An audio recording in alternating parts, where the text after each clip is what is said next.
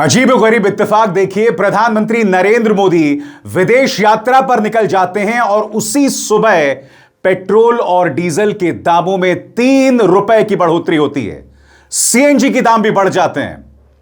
विपक्ष प्रहार कर रहा है प्रधानमंत्री नरेंद्र मोदी पर, कह रहा है यह पूरी तरह से इनसेंसिटिविटी है, संवेदनहीनता है। प्रधानमंत्री तो विदेश चले गए मगर यहां पर पेट्रोल और डीजल और सीएनजी के दाम बढ़ा दिए।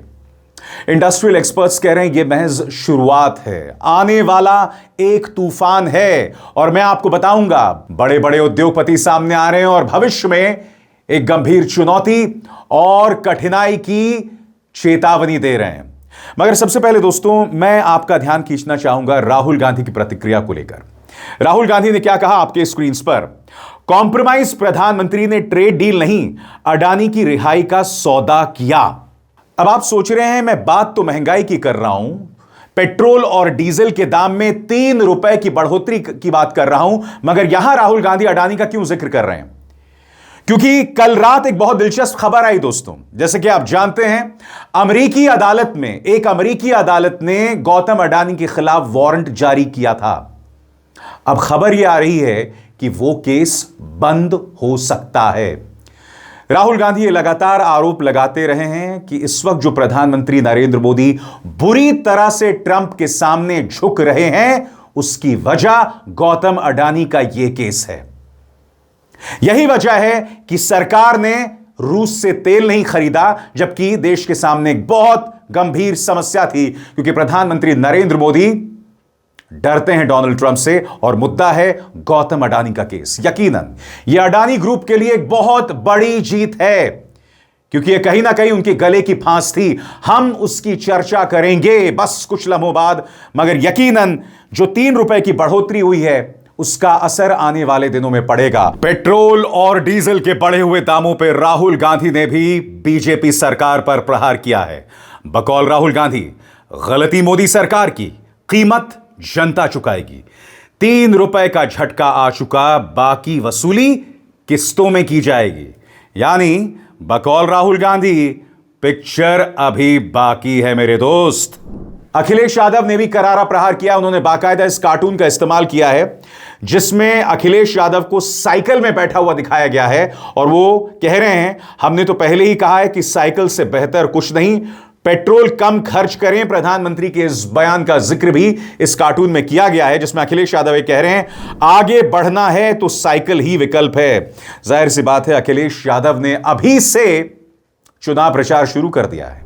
सरकार के इस कदम को चुनाव के साथ जोड़कर देखा जा रहा है, लिहाजा तृणमूल कांग्रेस ने करारा प्रहार किया है। पार्टी के सांसद डेरेक ओब्रायन कहते हैं पहले आपका वोट लूटते हैं, फिर वही चोट करते हैं जहां सबसे ज्यादा दर्द होता है। बेहद घटिया लेकिन पूरी तरह अनुमानित डीजल और पेट्रोल के दाम बढ़ा दिए गए हैं। अब क्या बंगाल सरकार पेट्रोल डीजल पर वैट कम करेगी? जब दिल्ली में ऐसी सरकार है जैसे केंद्र की तरफ से फंड रोके जाने का डर नहीं है।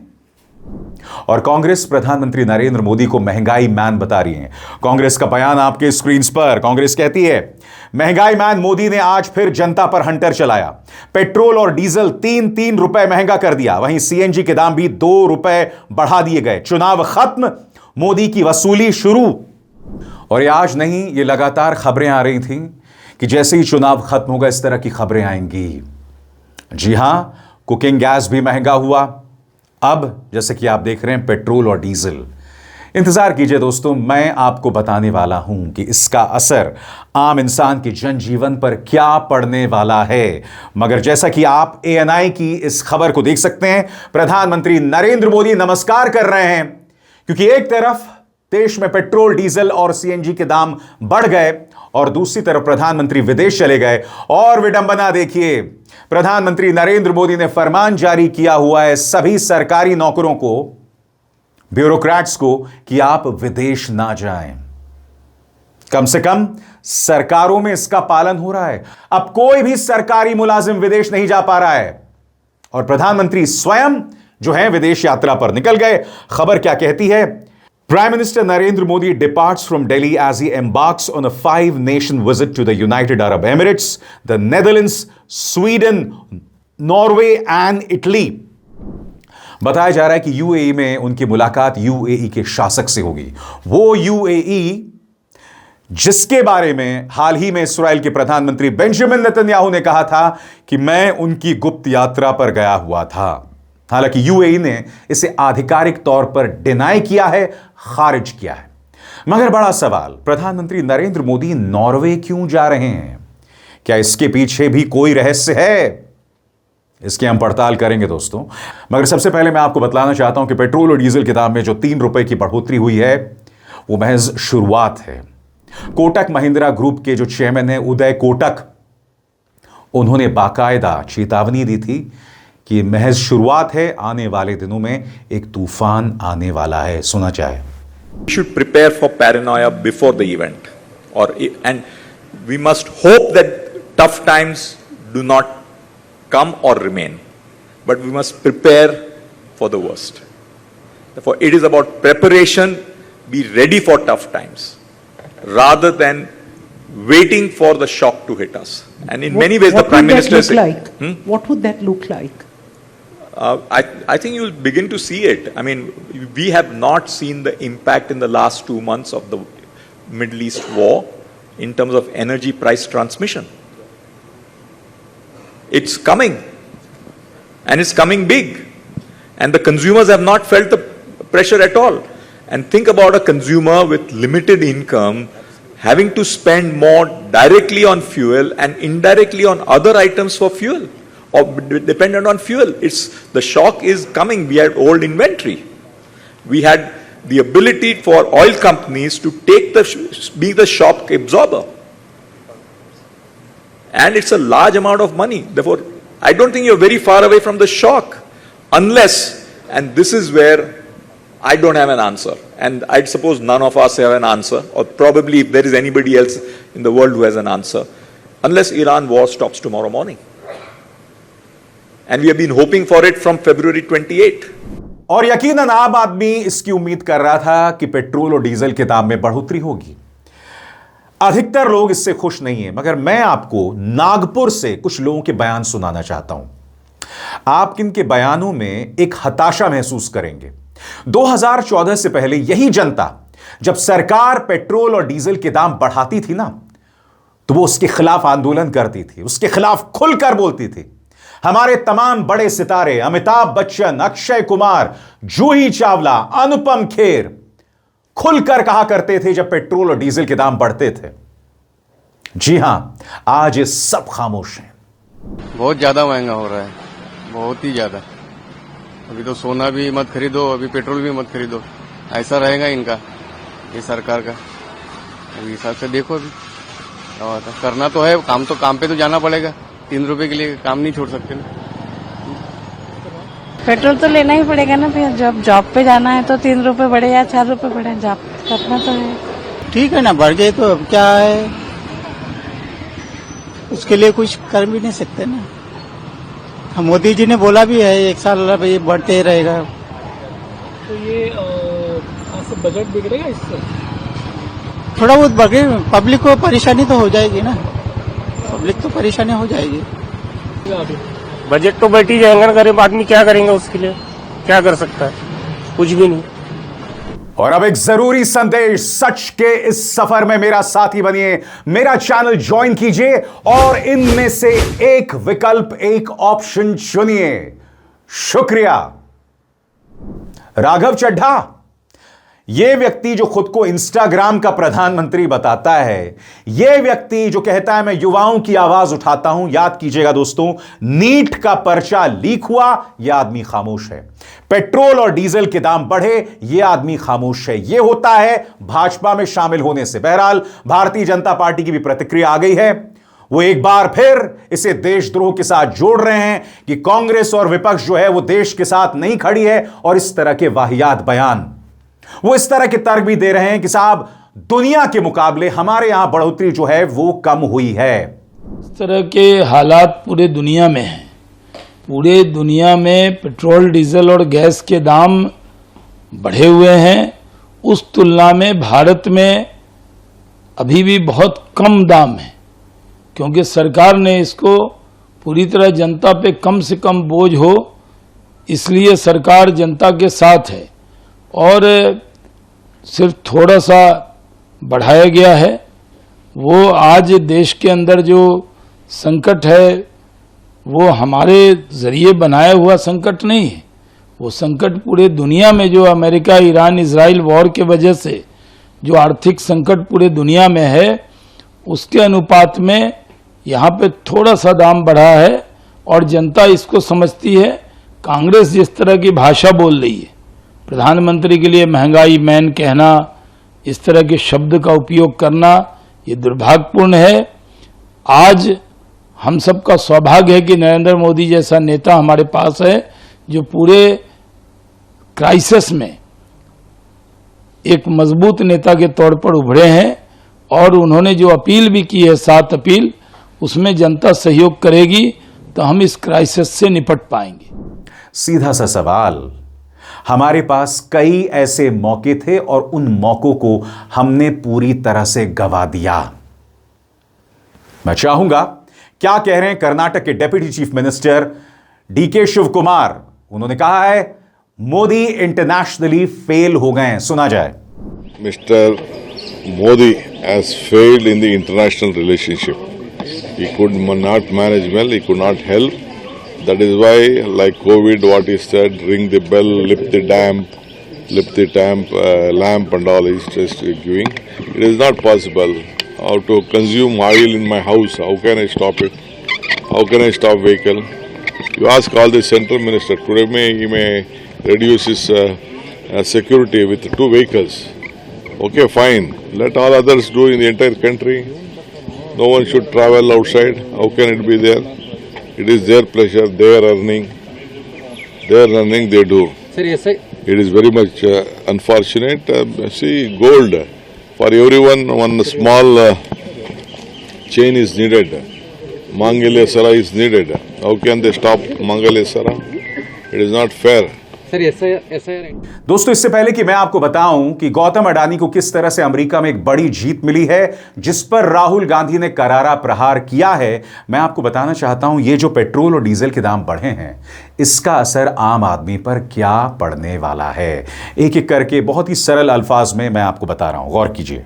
पेट्रोल डीजल में 2 से 3 रुपए की बढ़ोतरी छोटी लगे, लेकिन ये पूरी सप्लाई चेन को प्रभावित करती है। धीरे धीरे हर सेक्टर में लागत बढ़ाती है। महंगाई धीरे धीरे पूरे देश की जेब पर असर डालती है। यही वजह है कि फ्यूल प्राइस को सबसे सेंसिटिव माना जाता है। पेट्रोल डीजल के दाम बढ़ने का असर सीधे जेब पर ही नहीं बल्कि पूरे बाजार पर पड़ता है। ट्रांसपोर्ट महंगा होते ही खाने पीने को लेकर रोजमर्रा की हर चीज धीरे धीरे महंगी हो जाती है, जिससे आम इंसान की मुश्किल बढ़ जाती है। आपके फ्लाइट टिकट भी महंगे हो सकते हैं। कैसे? गौर फरमाएं। अगर वैश्विक ईंधन कीमतें बढ़ती हैं तो एविएशन फ्यूल महंगा होता है। एयरलाइंस टिकट के दाम बढ़ा सकती है। खासतौर पर छुट्टियों और त्योहारों के समय इसका असर ज्यादा दिख सकता है। इसके अलावा खेती पर भी इसका असर पड़ सकता है। डीजल महंगा होने पर असर गांव तक पहुंचता है। ट्रैक्टर और सिंचाई का खर्च बढ़ता है। फसल को मंडी तक ले जाना महंगा होता है। ऐसे में खेती की कुल लागत बढ़ जाती है और आखिरकार यह बढ़ी लागत खाद्य महंगाई में बदल जाती है। इसके अलावा ऑनलाइन डिलीवरी और उद्योगों पर भी बुरा असर पड़ता है। कैसे? गौर फरमाएं। ऑनलाइन डिलीवरी और किराए बढ़ेंगे। कीमतों का बड़ा असर फूड डिलीवरी और ई कॉमर्स पर भी दिखेगा। इस फैसले से डिलीवरी चार्ज बढ़ सकता है। प्लेटफॉर्म फीस और सर्ज प्राइसिंग बढ़ सकती है। कैब और बाइक टैक्सी के किराए बढ़ सकते हैं। इसके अलावा सीएनजी महंगा होने से ऑटो टैक्सी किराया बढ़ना लगभग तय माना जा रहा है। उद्योग और फैक्ट्री पर भी इसका असर पड़ेगा। फ्यूल महंगा होने से मैन्युफैक्चरिंग कॉस्ट बढ़ सकती है। फैक्ट्रियों में जनरेटर और मशीनरी का खर्च बढ़ता है। कच्चा माल लाने का खर्च बढ़ता है। तैयार माल महंगा होता है। इसका असर धीरे धीरे बाजार में दिखता है और सामान महंगे होने लगते हैं।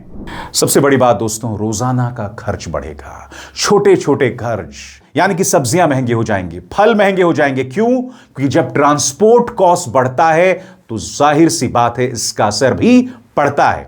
आगे सबसे पहले ट्रांसपोर्ट होगा महंगा। डीजल महंगा होते ही सबसे बड़ा असर ट्रांसपोर्ट और लॉजिस्टिक्स पर पड़ता है। ट्रक और माल भाड़ा महंगा हो जाता है। बस, ऑटो और टैक्सी किराए बढ़ने की संभावना बढ़ती है। पब्लिक ट्रांसपोर्ट की लागत बढ़ती है। यही वजह है कि माल ढुलाई महंगी होते ही बाकी चीजों के दाम भी ऊपर जाने लगते हैं। जो लोग इस तरह की आलोचना कर रहे हैं वो समझ ही नहीं रहे। इस सरकार को कोई मतलब नहीं है लोक संवेदनाओं से। एक पैसा नहीं मैं बता रहा हूं। मैं तो बार बार ये कह रहा हूं कि इस देश में वन नेशन वन इलेक्शन तो बहुत नुकसान कर जाएगा। मैं तो चाहता हूं 12 महीने चुनाव हो, क्योंकि ये सरकार सिर्फ चुनाव से डरती है। अगर चुनाव ना हुए होते तो ये कब का कर चुके होते। वो तो मैं थैंक यू मैं वेरी मच बोलूं कि 4 को मतगणना हुई तो 15 तारीख को आपने ये किया। 11 दिन की मोहलत दी। किसको धन्यवाद बोलना मैं नहीं जानता। प्रधानमंत्री जी को बोलना या किसी और को, किसी विदेशी ताकत को। चिंता ये नहीं है, आप जैसे पूछ रहे हैं ना सवाल पेट्रोल डीजल, ये स्टैंड अलोन फेनोमेना नहीं है। इसका किन किन क्षेत्रों पे प्रभाव पड़ेगा, कितनी इन्फ्लेशनरी टेंडेंसी का जन्म होगा, चाहे कृषि हो, टर्शियरी हो, छोटे उद्यम हो, आप कल्पना नहीं कर सकते। तो मैंने बताया ना दोस्तों, 2 बड़ी खबरें एक साथ आ रही हैं। एक, गौतम अडानी की बड़ी जीत एक अमेरिकी अदालत में। न्यूयॉर्क टाइम्स की खबर क्या कह रही है आपके स्क्रीन पर। US set to drop charges against Indian billionaire accused of fraud. यानी कि अमेरिकी अदालत उनके खिलाफ पूरे मामले को बंद करने जा रही है। क्यों?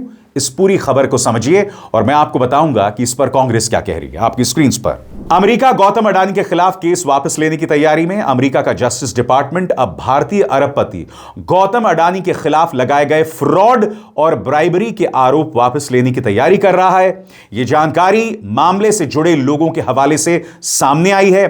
बाइडेन प्रशासन के आखिरी दिनों में ब्रुकलिन के फेडरल प्रोसिक्यूटर्स ने अडानी पर आरोप लगाया था कि उन्होंने एक बड़ा और कॉम्प्लेक्स रिश्वतखोरी नेटवर्क चलाया, जिसमें करप्शन और फ्रॉड के जरिए अमेरिकन इन्वेस्टर्स को नुकसान पहुंचाया गया। लेकिन अब इस मामले में बड़ा यू टर्न आता दिख रहा है। रिपोर्ट के मुताबिक यह बदलाव उस बैठक के बाद आया जिसमें अडानी की कानूनी टीम ने अमेरिकी अधिकारियों से मुलाकात की। बताया जा रहा है कि इस बैठक में अडानी के वकील ने एक असामान्य प्रस्ताव दिया। हालांकि उस प्रस्ताव की पूरी जानकारी अभी सार्वजनिक नहीं की गई है। हाल ही में गौतम अडानी ने अपनी नई लीगल टीम बनाई, जिसकी अगुवाई रॉबर्ट जे गुएफरा जूनियर कर रहे थे। दिलचस्प बात यह है कि गुएफरा डोनाल्ड ट्रंप के निजी वकीलों में शामिल रहे हैं। इसी के बाद अमेरिकी जस्टिस डिपार्टमेंट ने मामले पर दोबारा विचार शुरू किया और अब चार्जेस हटाने की तैयारी की खबर सामने आई है। जाहिर सी बात है, राहुल गांधी ने इस पर हमला किया है। प्रधानमंत्री नरेंद्र मोदी को कॉम्प्रोमाइज प्रधानमंत्री बताया है, मगर यकीनन यह अडानी के लिए राहत की सांस है। सुनिए इस पर प्रहार करते हुए सुप्रिया सुनेत क्या कह रही हैं। खबरों के मुताबिक अमेरिका में अडानी पर जो फ्रॉड का केस चल रहा है वो खत्म हो सकता है। अडानी के नए वकील हैं रॉबर्ट जोसेफ ग्रीफा और उन्होंने अमेरिका के जस्टिस डिपार्टमेंट को कहा है कि अगर वो अडानी का केस खत्म करते हैं, उनके खिलाफ आरोपों को ड्रॉप करते हैं, तो अडानी वहां पर कुछ निवेश करेंगे, नौकरियां बनाएंगे वगैरह वगैरह। एक तरह से घूस ऑफर करी गई है क्विड प्रो को, आप हमें रिलीफ दीजिए, हम आपका ये काम करेंगे। लेकिन कमाल की बात और कितनी बड़ी विडंबना यह है कि अडानी के ऊपर जो केस अमेरिका में चल रहा है वो क्या है? वो ये है कि अडानी ने हिंदुस्तान में सोलर प्रोजेक्ट्स के लिए अधिकारियों को घूस दी, करीब $250 मिलियन की, और यह पैसा अमेरिका के निवेशकों का था। तो अमेरिका में हिंदुस्तान पर घूस देने के लिए केस चल रहा है, लेकिन हिंदुस्तान में इसकी किसी को चिंता नहीं है। सरकार को कोई फर्क नहीं पड़ता, कोई जांच नहीं, कोई आरोप नहीं, सरकार को कोई फर्क नहीं पड़ा, कोई चिंता नहीं है कि इतना बड़ा फ्रॉड का मामला सामने आया है। लेकिन इससे कुछ बातें बिल्कुल साफ हो जाती हैं, क्योंकि अब समझ में आ रहा है कि नरेंद्र मोदी अमेरिका के सामने नतमस्तक क्यों है। अब समझ में आ रहा है कि ट्रंप की इतनी खरी खरी खोटी बातें सुनने के बावजूद मोदी क्यों चुप रहते हैं। अब समझ में आ रहा है कि नरेंद्र मोदी ने इस तरह की एक तरफा यूएस ट्रेड डील क्यों की, जिससे कि हमारे किसान और हमारे उद्योग तबाह हो जाएंगे। अब समझ में आ रहा है कि 50% टैरिफ लगने के बाद भी नरेंद्र मोदी के मुंह से चूं क्यों नहीं निकली। अब समझ में आ रहा है कि नरेंद्र मोदी ने हिंदुस्तान की एनर्जी सिक्योरिटी को अमेरिका के सामने समर्पित गिरवी क्यों रख दिया। अब समझ में आ रहा है कि जब हिंदुस्तान की सेना पाकिस्तान पर हावी थी तो नरेंद्र मोदी ने ट्रंप के कहने पर सीज फायर क्यों किया। अब समझ में आ रहा है जब अमेरिका हमारे लोगों को बेड़ियां डालकर, हथकड़ियां लगाकर अपने देश से खदेड़ता है तो नरेंद्र मोदी चुप क्यों रहे। अब समझ में आ रहा है कि नरेंद्र मोदी ट्रंप की कठपुतली क्यों बने हुए, इस तरह से सरेंडर क्यों कर दिया है। क्योंकि असलियत यह है कि अमेरिका के पास एप्स्टीन की फाइल है, सारा कच्चा चिट्ठा है, और अमेरिका की मुट्ठी में अडानी की गर्दन है। तो जो सारी कवायद है वो सच को छिपाने की और मित्र अडानी को बचाने की है। देश भाड़ में जाता है तो जाए, इस कदर कॉम्प्रोमाइज्ड इस देश के प्रधानमंत्री हैं। मगर आज की खबर यकीनन पेट्रोल और डीजल की बढ़ती कीमतें हैं।